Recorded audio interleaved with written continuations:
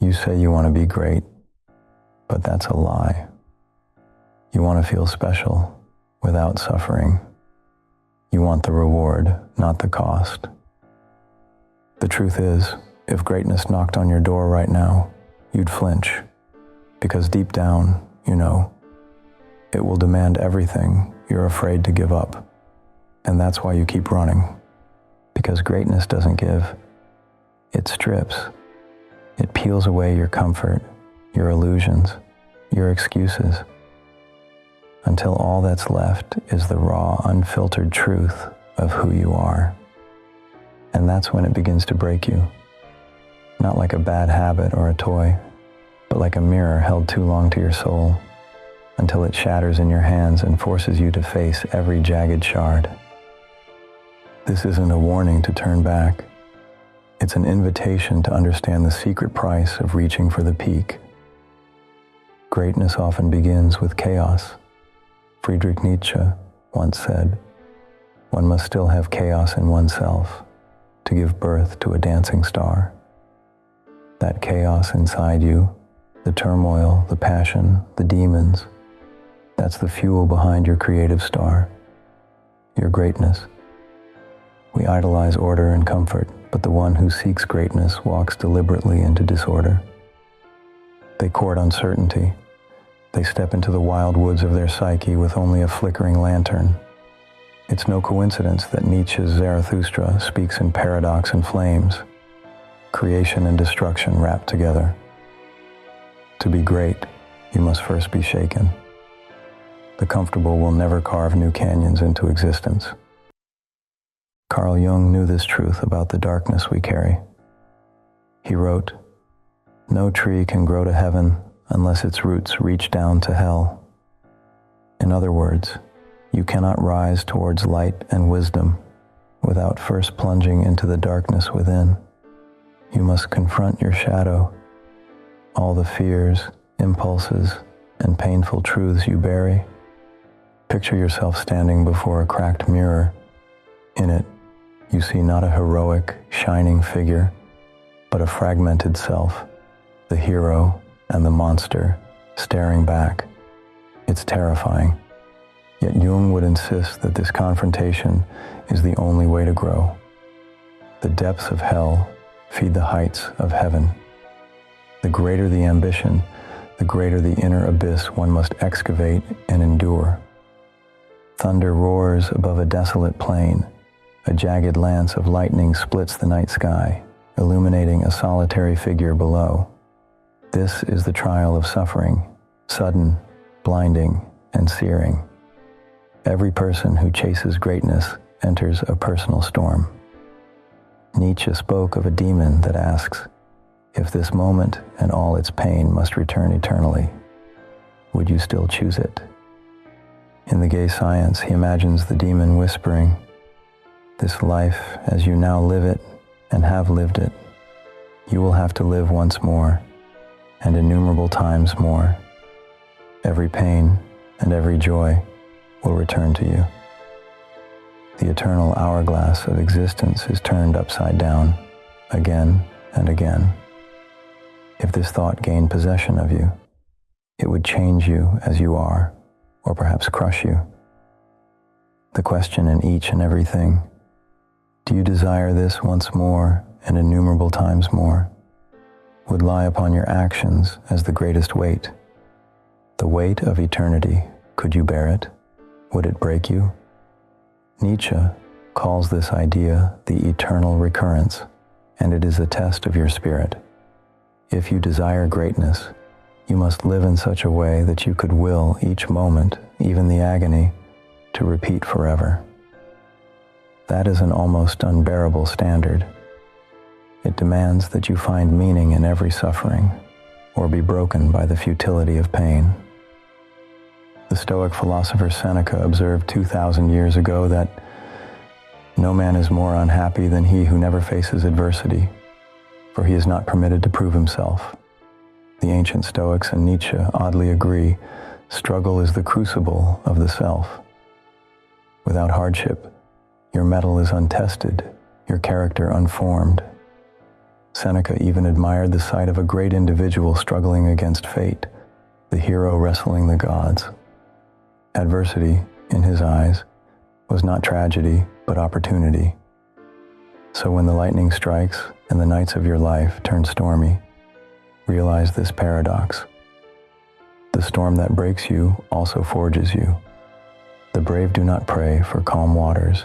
They embrace the storm, knowing that calm seas never make skilled sailors. It's a painful truth. To be great, you must suffer, and suffering will change you in ways comfort never can. Simone Weil, a philosopher who knew deep affliction, wrote that true spiritual greatness lies not in seeking a miraculous cure for suffering, but in finding a miraculous use for it. Let that sink in. A use for suffering. In her view, every pain we endure can serve a purpose: to break the ego, to open us to compassion, to strip away illusions. Will saw suffering as sacred in that it annihilates the trivial parts of us. It decenters the self, forcing us to shed the false layers of identity we cling to. When greatness beckons, it does not ask for the petty, surface-level you. It demands the raw core. And often, only anguish can carve down to that core. This is why greatness breaks. It breaks the shell of who you thought you were, so that something deeper can emerge. Every hero's journey teaches this. Descent precedes resurrection. Joseph Campbell knew the old myths well. It is by going down into the abyss, he said, that we recover the treasures of life. Where you stumble, there lies your treasure. The very cave you are afraid to enter turns out to be the source of what you are looking for. The cave you fear contains the truth you seek. In myth, the knight must enter the dragon's lair. In life, you must face what you most desperately want to avoid. That might be loneliness, failure, rejection, or loss. Greatness will lead you directly into those fears. Why? Because the treasure isn't found in spite of the dragon, but because of it. The dragon is your fear and pain, and slaying it yields wisdom, strength, and humility, the true treasures of a fulfilled life. Consider the transformation of suffering.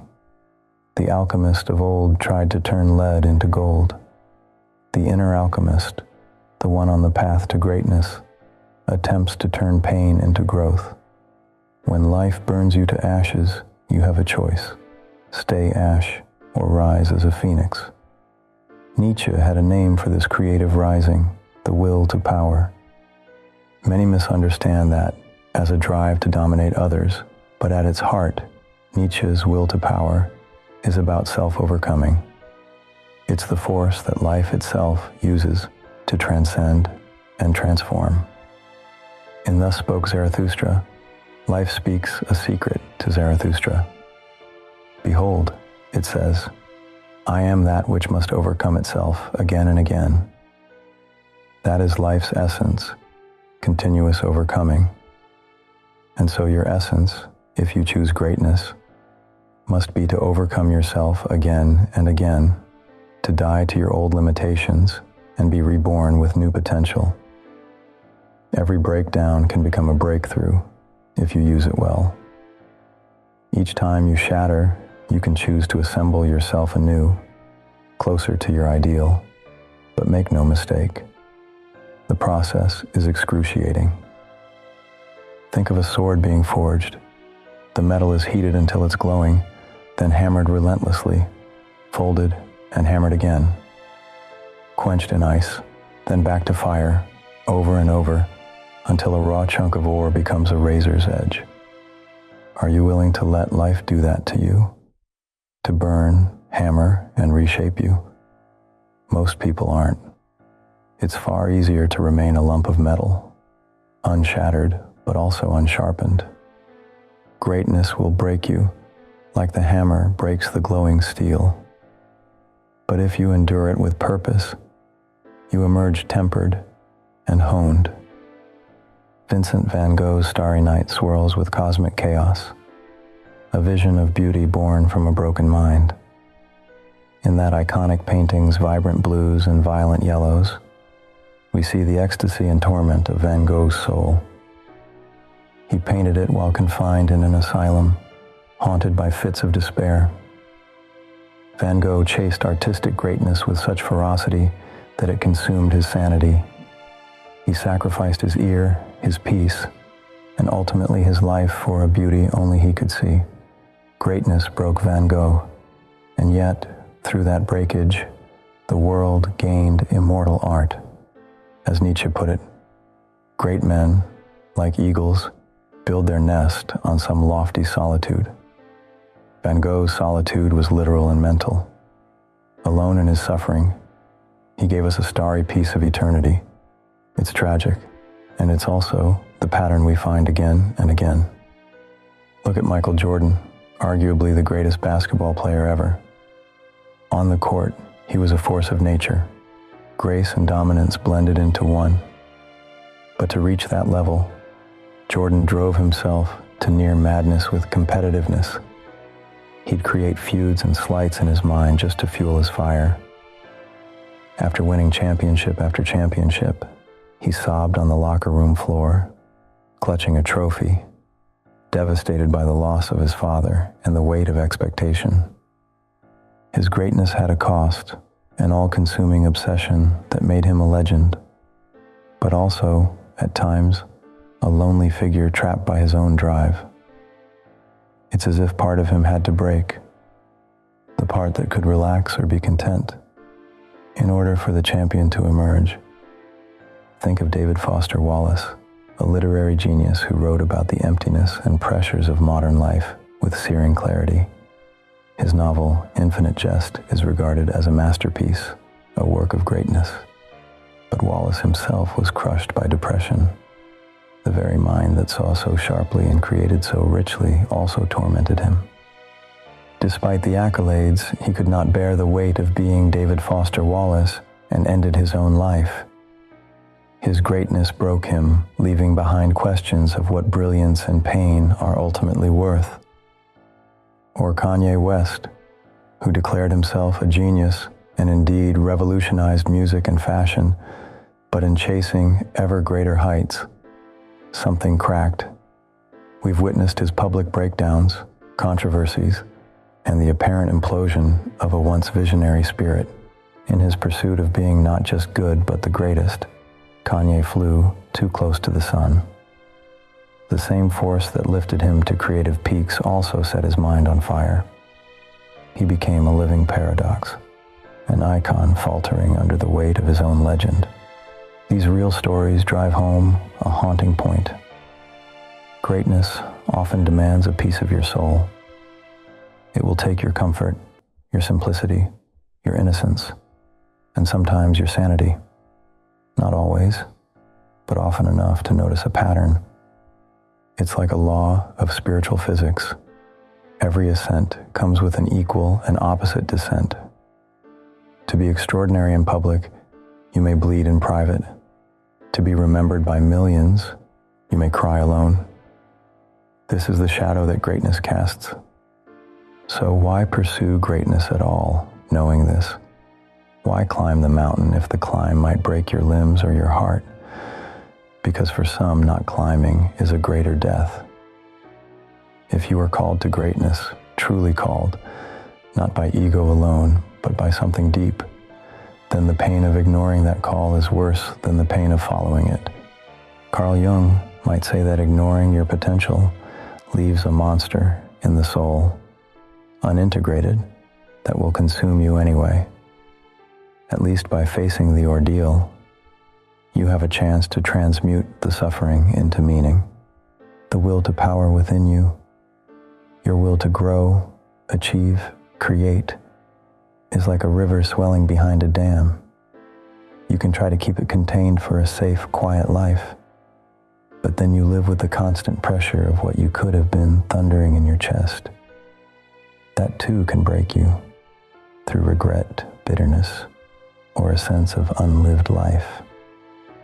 There is no path without pain. There is only the pain of effort or the pain of regret. Seneca and the Stoics would ask, which pain will you choose? At least the pain on the road to greatness has a chance to turn into something sublime. Yet, be smart about what greatness means to you. There is the false greatness society sells: fame, power, wealth, which can break you in emptiness. And then there is true greatness, which might be quieter, the greatness of character, of truly giving something beautiful or important to the world. The former is all about ego, the latter often about letting go of ego. Nietzsche's concept of the Übermensch, often translated as overman or beyond man, isn't about a tyrant, but a creator of new values, someone who has overcome the smallness in themselves. True greatness might break your ego, but save your soul. False greatness does the opposite, inflating ego until soul suffocates. Integration is key. Jung's journey of individuation, becoming whole, requires that we don't deny the parts of us that are weak, afraid, or flawed. Instead, we carry them up the mountain with us, hand in hand with our strengths. Yes, you will be broken along the way, but you do not discard the pieces. You learn to arrange them into a new mosaic.